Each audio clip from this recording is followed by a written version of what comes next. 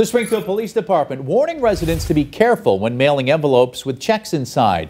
They warn not to place them into the big blue postal boxes you see on sidewalks, citing reports of recently stolen mail and then cashed checks. Western Mass News reporter Briseida Landaverde is getting answers on how to protect your money. She joins us live in Springfield with more. Briseida?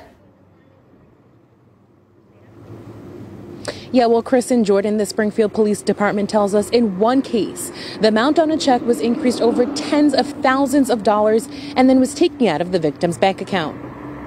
Every year I send out checks, gift cards to all my family and friends. Teresa Williams of Chicopee is one of the many local residents who sends checks to her relatives in other states through the U.S. Postal Service mailboxes. She tells Western Mass News she often drops off her envelopes at this post office in Springfield. This is just, a heads up to everyone to just be extra cautious with your money if you're putting checks in the mail. On Wednesday, the Springfield Police Department putting out a warning to local residents to not place envelopes with checks inside the blue collection boxes.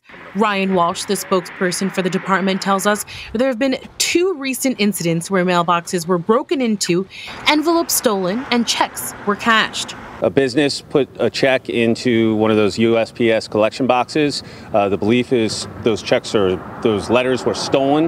The checks were washed, sent to another state, and then cashed. Walsh says washing is the process when a suspect erases the details from a check and rewrites the information. Oftentimes, it's the dollar amount. So a check got cashed from their account for a much higher amount than they even thought, and it didn't even go to the right person. How the checks were taken from the mailboxes is currently under investigation. In the past, there's been incidents that a few years ago, our detectives were able to locate a ring of criminals coming up from New York, and they had a phony key that allowed them to access it. But for this specific instance or instances, we're not exactly sure.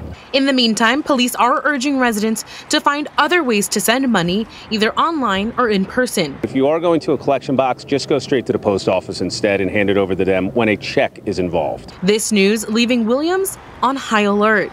Now that I know that this is happening, I try to prevent it.